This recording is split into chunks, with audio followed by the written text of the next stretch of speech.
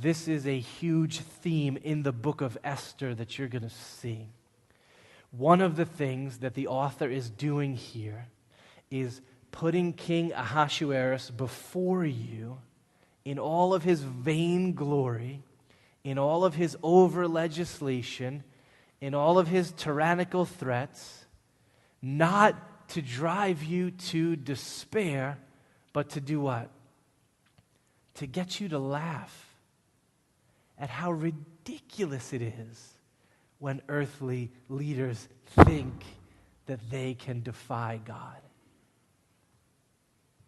If you pay attention to this book, here's what you get. You get this king who acts like he can control all circumstances merely by issuing decrees. I'm just going to make another law. That will fix it. He thinks that he can lay down an edict and that everyone is, going to go fall in line behind his supreme authority. He thinks, my will is done in Persia as it is done in my little brain. But as you read the book, you see that that is not the case, is it? The author does this hilarious thing in the text. We've been trying to emphasize it for you today. He keeps attaching these phrases to all these texts about law, like this. Irrevocable. It was an edict that could not be revoked. It was a law that could not be repealed. Did you hear like that, that threatening boom several times today in Dan's reading? What actually happens with these laws and decrees of Ahasuerus in this story? What do we see? Because it's funny. We see that they are anything but irrevocable, right? Vashti didn't come when she was commanded, did she?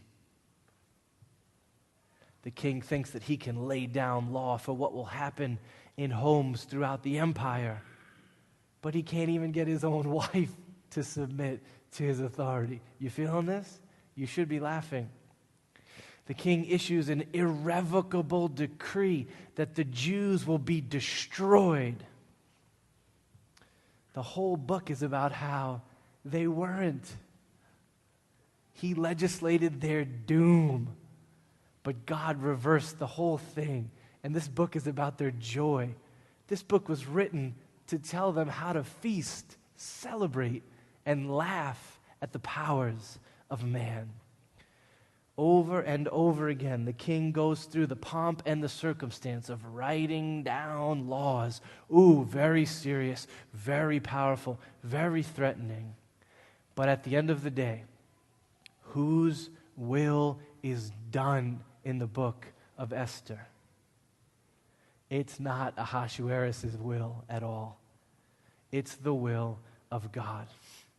The author is purposefully using parody and humor to laugh at these Persian powers. What's the message? People of God, you serve the living God. Don't despair when tyranny threatens. Take heart and laugh.